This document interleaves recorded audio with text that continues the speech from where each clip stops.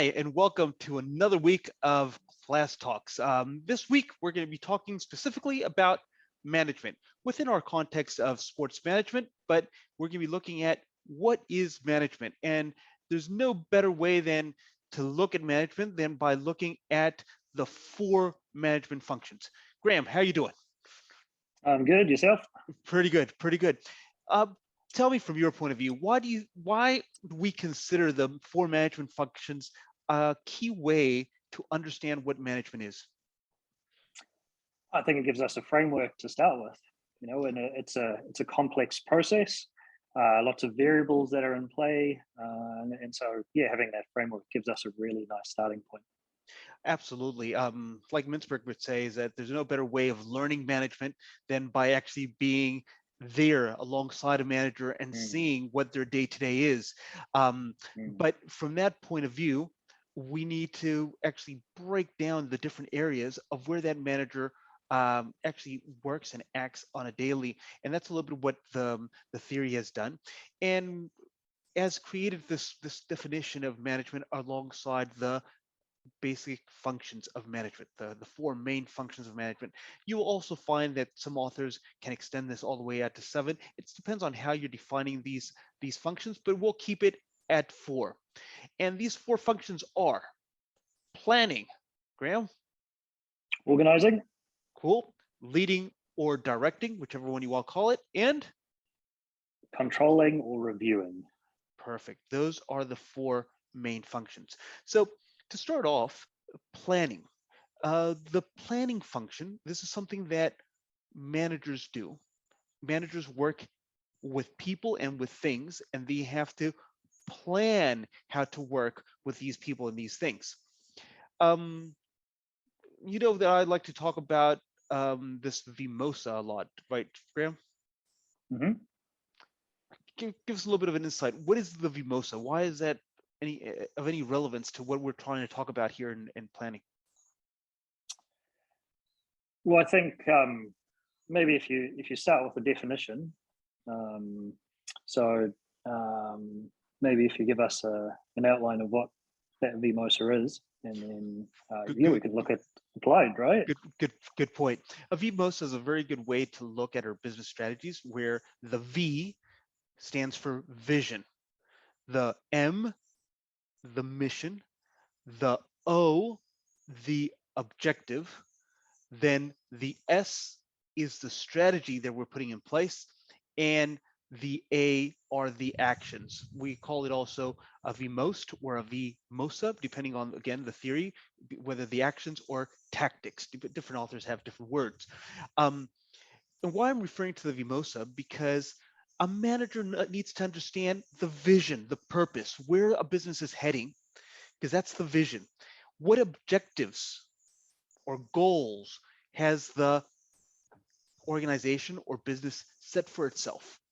And once you know the purpose and you know the goals, you can actually now set your strategy, which voila, that refers to our first management function, the planning. And so, would you consider that strategic management?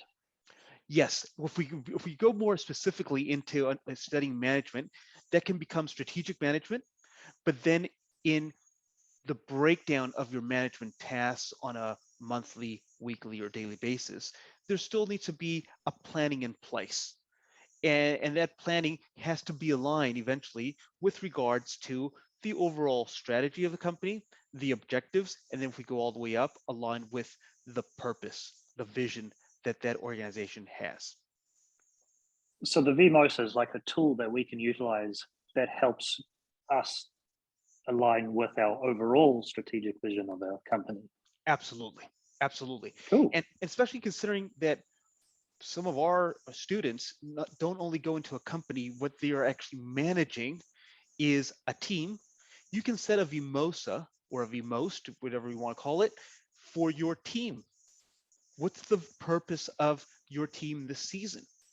What are the objectives that you're setting for your team? What strategy are you going to use to get to those objectives? And that allows you then now to get into the planning. Many coaches, for example, consider planning the season, planning their training sessions. Well, your planning will have to be in line to that overall purpose that you have. Cool. And so, have you used this in a sort of practical sense that Um, you could share? Absolutely. I'll use an example of a few years ago. I had a company that we organized youth sevens tournaments. And the purpose was to provide 12 and 13-year-olds a chance of having representative sport in rugby, which is something that was not present. Apart from the boys, and actually at that stage, it was mostly just boys that were able to represent at Roller Mills and Walter Dixon level. There was no representative rugby uh, for rugby players, and you were competing with other codes. And basically, from that market appeal, the parents want to talk about their kids making rep teams, Yeah. playing these extra tournaments. So the basketball, the hockey, the cricket, the football, they all had these representative teams or these extra tournaments that kids could go out and play. But rugby only had their season. So we put together this company that organized these tournaments, and it allowed kids to play another um, version of the game where they could represent their club or they can represent a separate team and play these tournaments. So that was our purpose. And also aligning that generation back in 2012 when the sevens was made an Olympic sport, aligning also that generation to be future Olympians. Because for two Olympic cycles later, those kids would potentially be 20-year-olds and future Olympians. So that's what we did. And then what was the planning? Well, if the purpose was to expose 12 and 13-year-olds, we had to actually have a strategy to put tournaments together for 12 and 13-year-olds. And it had to be kind of a rep special type of tournament. So it wasn't something that was ongoing. So we only had 2 tournaments, for example, a year. And we contacted clubs so they could put a representation of boys forward to play. And because it was 7, it was a natural selection. Basically, the strongest of your 15-man squad, which is usually about 20, 22 players at that age group, your top 12 would actually be the representative squad that was playing. So you were actually only leaving out about 7 or 8 players of your teams to play. So that was the planning that went into actually having these type of tournaments. Eventually, we moved into making it a little bit more representative in terms of competition. So we had a tournament series. So we had three three mini 3 weekend tournaments that led to a final, and that was spaced out during Cool. the year. That was the planning that we put in place to actually align ourselves to the Vimosa, which was the vision that we had as a company. So it sounds like you could do short-term planning for the immediate tournament, but you Yep. might also get some other ideas from that planning process. Like you're saying, started off with 2 tournaments and then it actually turned into a whole sort of series. Exactly, and Andrea, that she was in charge of setting up the experience operations of the tournament. So she, in her planning for the tournaments itself, so that short-term planning that you're saying, what she did is that she aligned that one, we had a club where we could actually host a tournament. Secondly, that we had the food carts and coffee carts that were actually coming to be available all day for the families and that were attending the tournament. So that was a big part of the experience. And another big part of the planning was to liaise with referees that we had, because that was a big part of generating that experience, that we had official referees. Usually in that age group in rugby, 12 and 13, it's a parent referee. We made sure that those tournaments had official referees refereeing the tournament. So you would have a final, a 12-year-old final, and you had 2 official touch judges and a referee on the field, which made it a real special occasion for the Yeah. kids to have official Auckland or counties referees for it. That Yeah, it all would have been had a to, really cool event. yeah, that all had to Yeah. be planned, and that is a management task, a management function. Going back to our topic today, Mm. what needs to be planned so the tournament, which is the operation, the delivery of the operation, goes smoothly. I think that's quite cool to hear about, because planning oftentimes is seen as I guess administrative. It can be seen as a little bit tedious.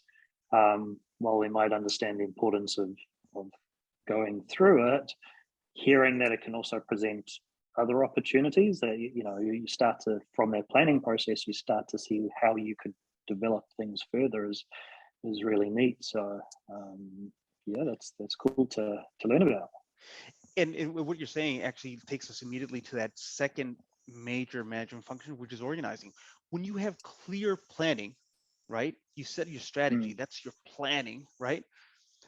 You all of a sudden realize, oh, so if this is the plan, I need to organize all these resources.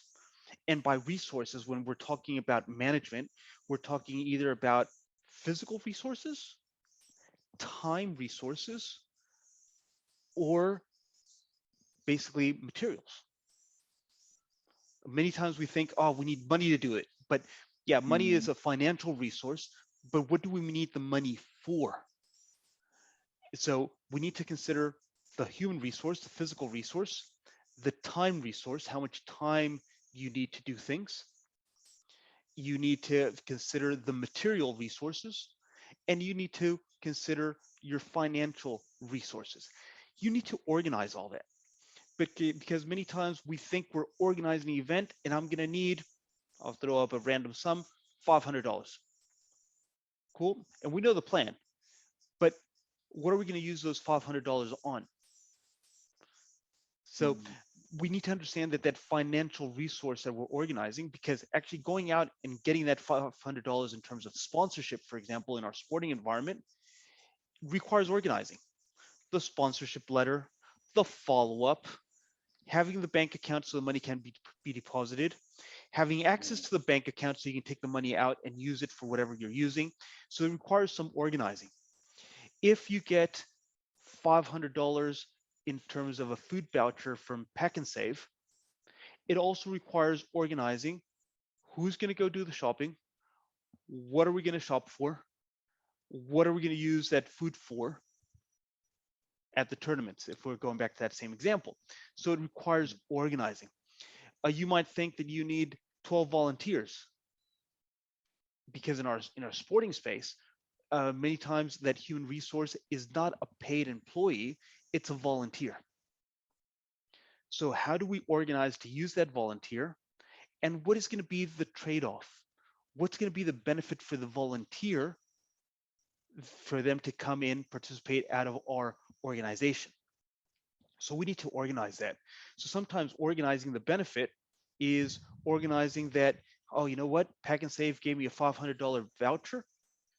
I'm going to use that voucher and need to organize with Pack and Save that they break that voucher up in 10 $50 vouchers, so I can use those $50 vouchers as a trade-off, as a benefit that I'm giving my volunteers. Right. Yeah, yeah. So that's a really neat way of thinking about the different resources and making sure that each resource is organized to optimize what you have. Exactly. And this is where we're going. We need to organize the material resources, for example, fields, padding, flags, set up of fields. A usual comment that we hear with students having their first internship experiences with sporting organizations, that the part that really is disliked is the setup for events. Yeah. But there needs to be an organization of how that setup happens, because it needs to happen. It needs to be organized before the event. But the better the planning, the more organized you are to do that setup, which is also part of the organization eventually for the event.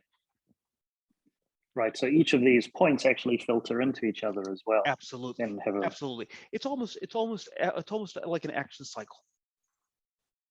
It's almost like an right. action cycle that the planning, good planning leads into actually knowing exactly what you're planning for so you can organize the resources that you need to be able to execute the plan. Yeah. Now, the thing is now is that you need to execute the plan. I think I've said the magic word. Sport is all about Yeah. action. Sport is all about action. Yeah. And now all of a sudden it's like, oh, we need to execute.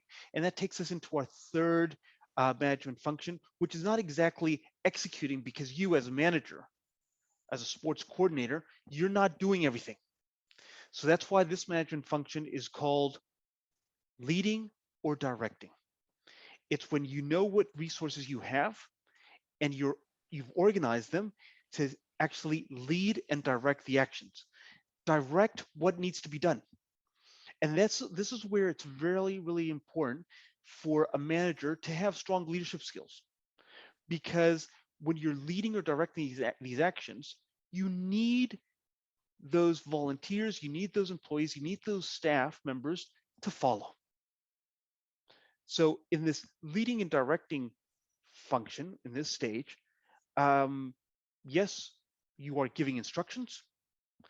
Yes, you are supervising that things get done, it falls on your shoulders. But when you're giving instructions and you're supervising, you can become a real pain to staff members or to volunteers. So how do you do it in a way that it's a motivating way, that you're generating genuine relationships, especially in our sporting space, which is a feel-good industry.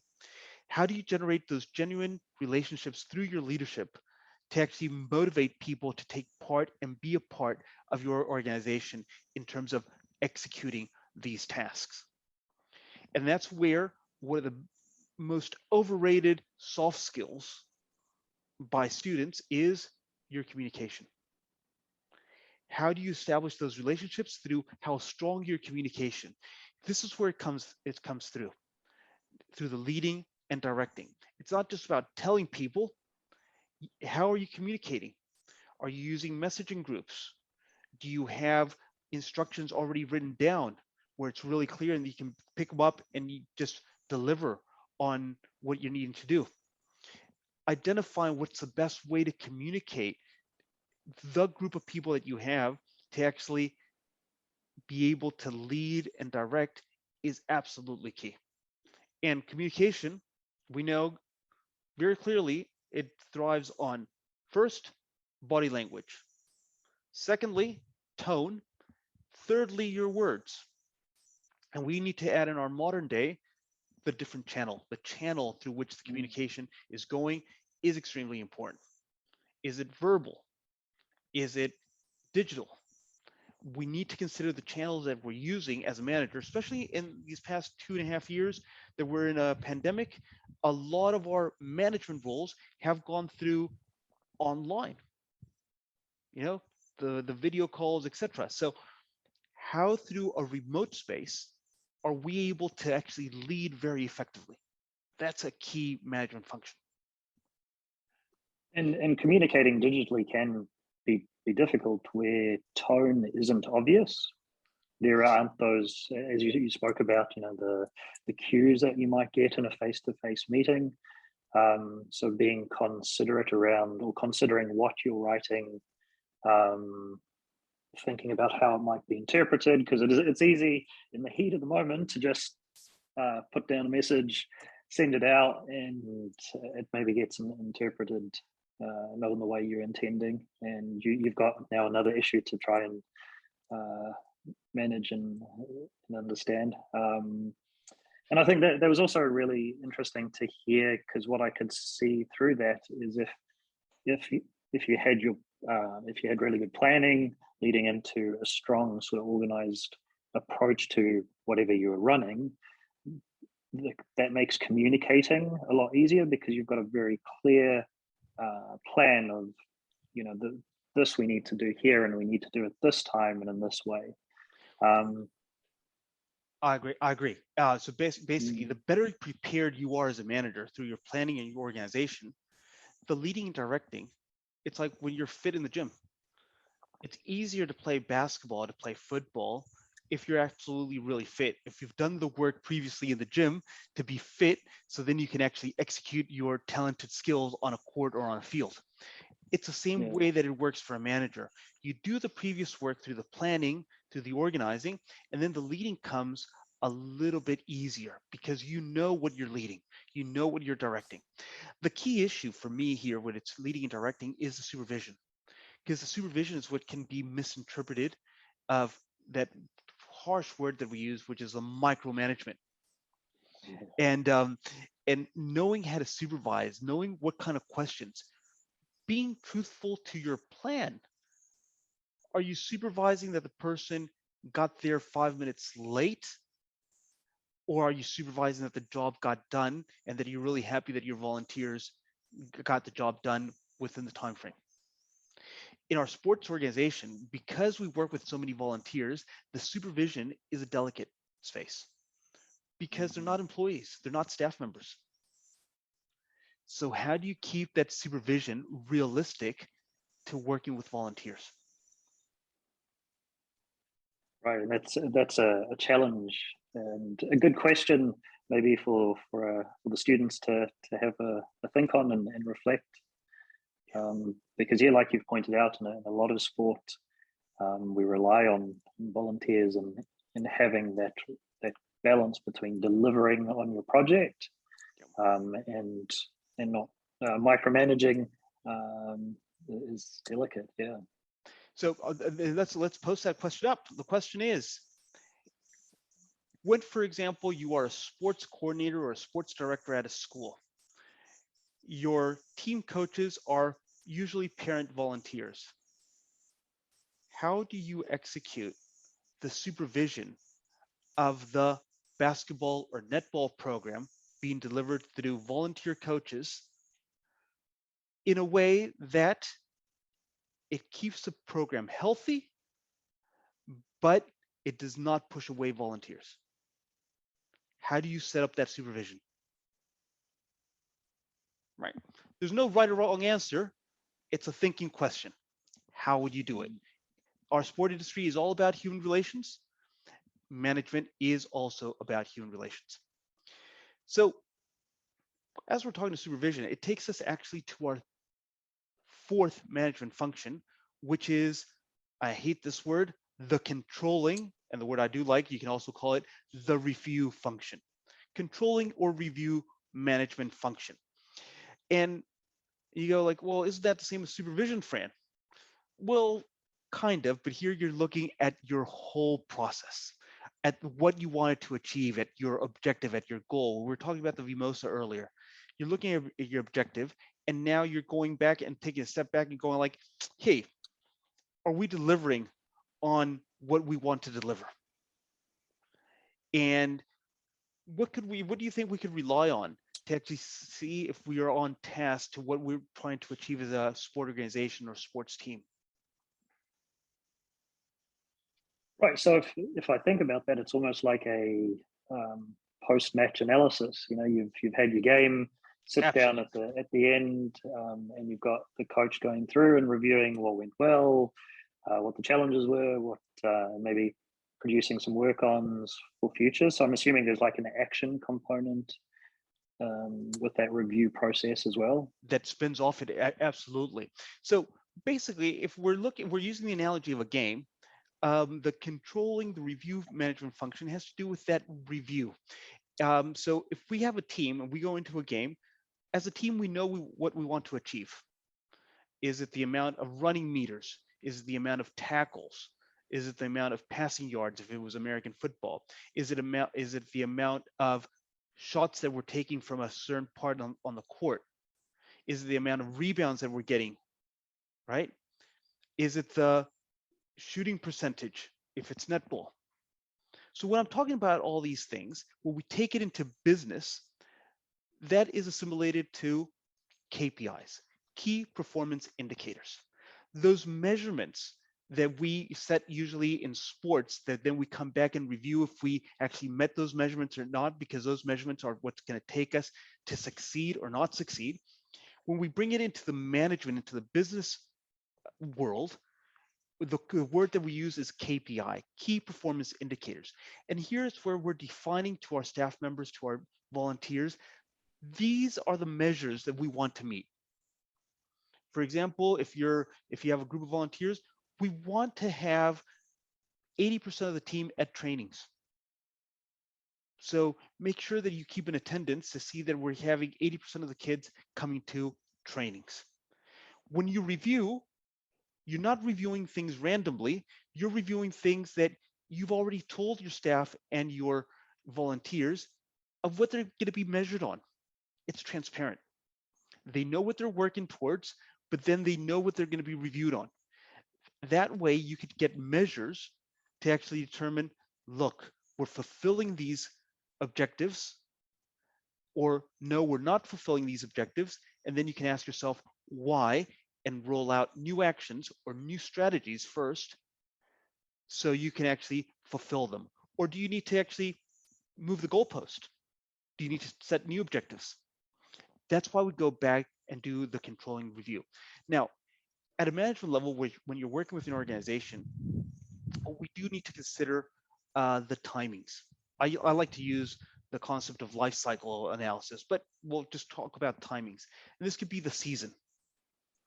This could be a month. This could be a week, depending on what is it that you're managing, of how often you come back and do these controls and review. Some might require, like for example, if you're hosting big venue games at a stadium, that after every game you do a review of how the operations went. And that might be weekly. Maybe it's you need to do a review of all your coaches, and that's at the end of the season. Each organization will have a different life cycle, timing cycle of when it's the right moment to do the control and review. But to do that adequately, what we need is to know what is that we're reviewing. And that actually comes from your planning and your organizing. And all of that would help with your communicating as well. You know, when you're talking about meeting or not meeting a KPI, those can be quite delicate conversations to have, I'd imagine. So particularly not meeting a KPI. So having something that's tracked and measured that you can, in some ways, maybe take the emotion out of it. If you say it, it becomes an easier conversation to have potentially. Absolutely, and this is where it's really important many times to take a management approach to managing a sport organization, similar to how we manage projects. That we know that the project comes to an end and we need to do a review of how it all went, etc. But you also set milestones in between where you're checking on how we're doing to fulfilling those objectives. So it doesn't hit that hard conversation at the end. It's actually you are building that conversation throughout that life cycle. So at the middle of the preseason, you might want to have a check-in with the coaches and saying, look, one of the key performance indicators for this season is that we want to have 80% attendance of the kids to trainings. So how are we doing with the attendances now in the preseason? Oh man, I'm only getting half the kids here. Well, all of a sudden, it's going to be really high. You know, early in the season, that's going to be really hard to achieve that KPI at the end because you're already not meeting it at the very beginning. So it allows to actually put changes, shift those goalposts of how you're going to be meeting those KPIs, how you're going to be actually changing your strategies to maybe meet the KPI that you have originally set. Right, so this process allows for some flexibility as well. Absolutely. And why do you think it allows for flexibility, Graham? Well, that ability to review, adjust, plan, and then go again really gives you that power to do that. And especially, you know, if we think of our current environment, that's so dynamic. Having a management tool that allows you to do that is key, because one day you're open for business, the next day you might be having a whole lot of different restrictions coming your way. So yeah, knowing about this tool is fantastic because we can implement it right from the get-go. We could even potentially plan for some of those unknowns or unexpected things? Because you can have a plan A and a plan B, I imagine, as part of this. Exactly. And that will take us to what would be a higher level study for you all, which is one of the strategic management tools called scenario planning. Scenario planning, I do mention it in our year two paper, um, is something that was used really well at the London Olympics. The London Olympics had no terrorist attacks, but this was at the height of when we were at war with Al Qaeda, the Western world, in the mid 2010s, um, and they were expecting some terrorist attacks. So they used for that sporting event scenario planning, where they set different plans for different scenarios to actually stop the possibility of having any threats to the Olympics. And we're in a pandemic now, and that same kind of scenario planning could be used to actually draw out different scenarios of how we can deliver on our vision as a sport organization within the realities that we're being set at the moment. Interesting. All right. So cool. So I've learned about the process, planning, organizing, leading or directing, controlling or reviewing. Learned about VMOSs, KPIs, and taken together a really powerful set of tools that I could apply in an organization setting, with my trust, with my sports team, lots of different situations. Absolutely. And at the end of the day, these are tools that we use when we're managing and working with people, because managing doesn't exist if there's not people involved. So whenever we want to get performance out of people, we can fall back on these business tools to actually get a better performance out of a team or out of individuals that we work with. So powerful transferable tools that we can use from the business sector into different ways that we work with people. Brilliant. Awesome, team. Great to have you all on this week's Class Talks, and we'll see you next week.